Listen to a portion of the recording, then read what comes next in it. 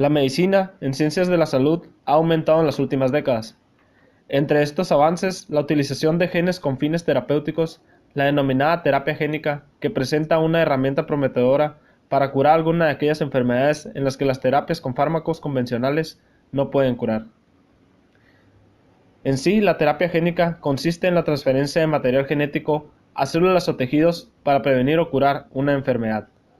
En un principio, la terapia génica nació para tratar pacientes con enfermedades hereditarias causadas por el defecto de un único gen, como en el caso de la distrofia muscular o la hemofilia. Sin embargo, actualmente, en la mayoría de los estudios en terapia génica se aplican también en enfermedades de alta prevalencia en la población, ya sean estas poligénicas o bien no hereditarias, como lo es el cáncer, las enfermedades cardiovasculares o la hepatitis C. Podemos distinguir dos tipos de aproximaciones en la terapia génica. Una de ellas, la terapia génica in vivo, se basa en la introducción de un gen curativo en un vector, y este a continuación se administra directamente al paciente. Este vector transferirá el gen de interés en el tejido diana que producirá la proteína terapéutica. Otra aproximación distinta es la terapia génica ex vivo. Se basa en la transferencia del vector que lleva al gen terapéutico a células en cultivo procedentes del propio paciente.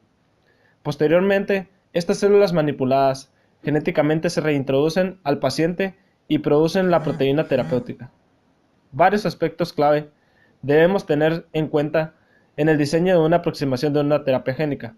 En primer lugar, se debe seleccionar el gen terapéutico para tratar la enfermedad.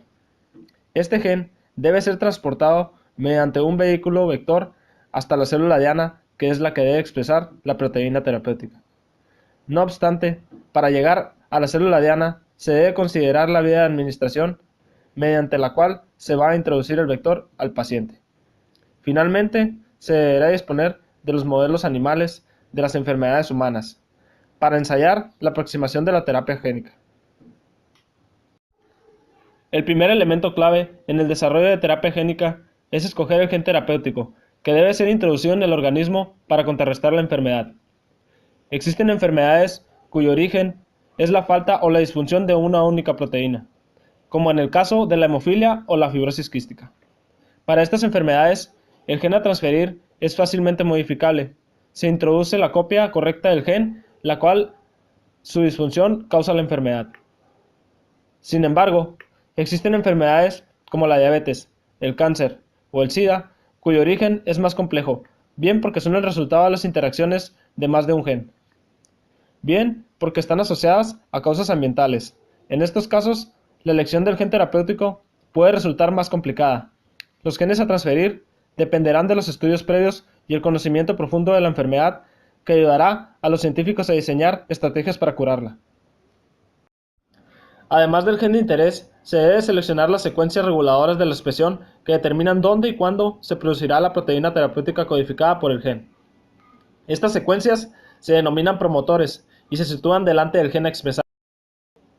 El gen terapéutico es transportado hasta las células diana dentro de un vector.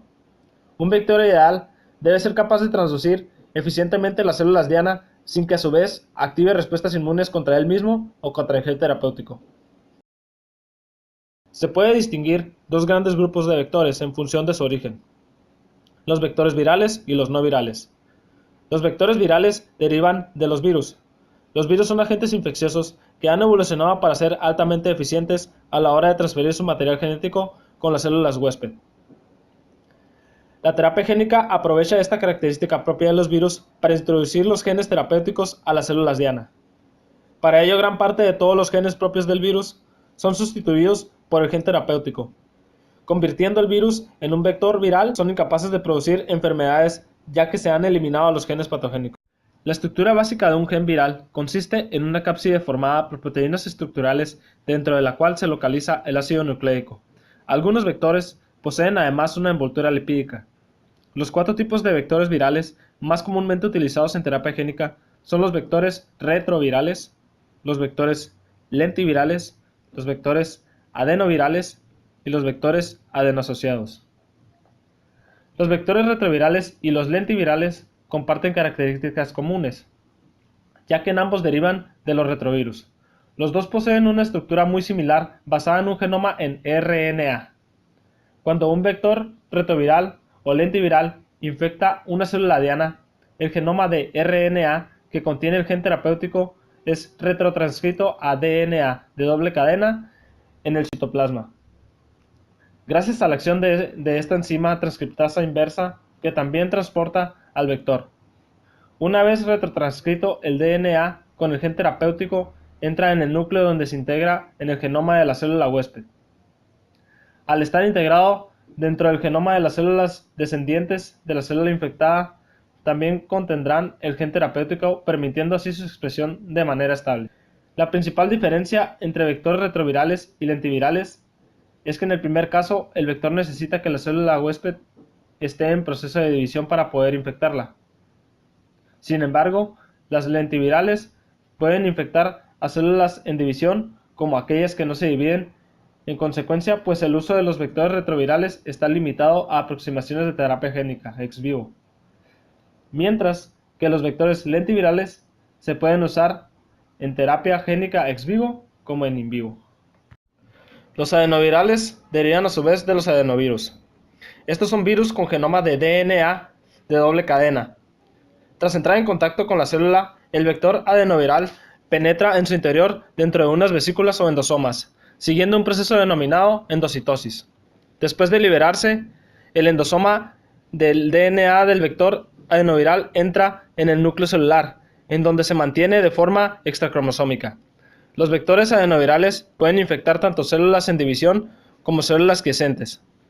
Estos vectores son capaces de producir elevados niveles de proteína terapéutica. Sin embargo, en los vectores adenovirales de primera generación, en los que tan solo algunos genes virales han sido eliminados, el reconocimiento por parte del sistema inmune de las proteínas virales que aún se expresan lleva a la destrucción de las células transducidas poco tiempo después de la infección. Como resultado, la expresión del gen terapéutico suele ser a corto plazo. No obstante, los vectores adenovirales de última generación, denominado gutless, todos los genes virales han sido eliminados del vector, de manera que es posible una expresión a largo plazo del gen de interés. Finalmente, los vectores adenosociados derivan de un virus que no causa ninguna enfermedad en humanos. El genoma de los virus adenosociados es de DNA de cadena simple. Después de penetrar la célula por endocitosis, la partícula viral libera la molécula de DNA en el núcleo, la cual se convierte en una molécula de DNA de doble cadena, que se mantiene de manera extracromosómica, al igual que los vectores adenovirales y lentivirales.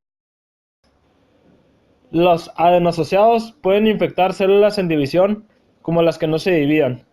También son capaces de producir elevados niveles de proteína terapéutica en las células diana, pero a diferencia de los vectores adenovirales, esta expresión puede mantenerse durante años en tejido con baja tasa de división celular, como el hígado o el músculo esquelético.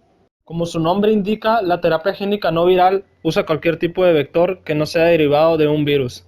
En la mayoría de las aplicaciones, el gen terapéutico forma parte de una estructura mayor de DNA de doble cadena, denominada plásmido. Consiste en transferir los plásmidos directamente en el tejido, donde serán captados por las células diana, aunque con muy baja eficiencia. Por este motivo se han desarrollado distintos métodos tanto físicos como químicos que permiten incrementar la eficiencia de la entrada del ácido nucleico en la célula. El uso de vectores no virales tiene ciertas ventajas respecto a los vectores virales. Por ejemplo, no existe limitación del tamaño del gen terapéutico a transferir y además no se desencadena ningún tipo de respuesta inmune contra el vector, por lo que este puede ser readministrado. Sin embargo, la eficiencia de la transferencia in vivo obtenida suele ser inferior a de los vectores virales.